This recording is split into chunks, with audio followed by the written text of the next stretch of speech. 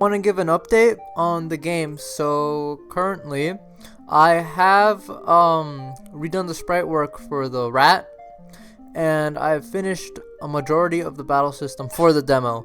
I want to release a demo later this year, and want to show off the battle system as well as the menus that I worked on. So I reworked and resized the menus, to make it look nice. Also, if you notice, I animated the battle, so now it goes along with any music that plays in the sequence. However, I'm not finished with the animations yet. I still need to finish on some of those. I've as you can see here, I'm testing out the battle system, showing you the menus right here. So these party moves will be selected and unlocked throughout the game, and you can also change the audio settings here, so you can, I'll change the menus for those to make it look like sprites. But I finished and done the all the menus, so they should all be working now. However, whenever I add a new item, I need to do a couple of things, which was my fault, because architectural wise the program is pretty awful. I could have done a lot better if I learned a lot sooner. I was gonna do a bunch of these menus. I should have done these menus in one global scene instead of multiple global scenes, but you know what, it's fine. The soundtrack to the game is complete. I reworked the town, and there's still some bugs here that I'm gonna have to do. I'm still debugging this game, so I wanna let's see, I got a checklist here. I wanna finish the missions, finish the menus, fix any bugs before I release the game here. I reworked the NPCs, so now instead of having multiple NPC nodes, it's all gonna be one node, and it's all gonna be inherited on this node. So whenever I make a new NPC, I just add the dialogue to the script, and I just save it as a new inheritance scene. And it's the same for the movement as well. So for the NPCs that do move, they'll also have the same script for each. The only thing that'll change are the sprites and the names of each individual NPC. So that way you can define and look for the dialogue easily in the base node script. So right now I also want to show off the party moves that I added. You unlock the party moves by leveling up your character a certain amount. Some of them you also gotta do story events. And right here, as you can see, you can select which party member you can use the attack on. However, I want to add that I need to communicate better to the player what each move does. I want to add descriptions to each party move to make sure that the player knows what each one does, because some of them are mostly the same in terms of naming. And right here, the charm I also added right here as a way for the player to also make the battle easier. Mario and Luigi Bowser Inside Story had a similar system with badges, so I wanted to use that. So you can, depending on what charm you have, you can use your items on the enemy or on the player to either attack the enemy or heal the players or grant special abilities during battle. Alright, so that's pretty much it. That's all I wanted to show off, and I'll shut up now and let you enjoy the music.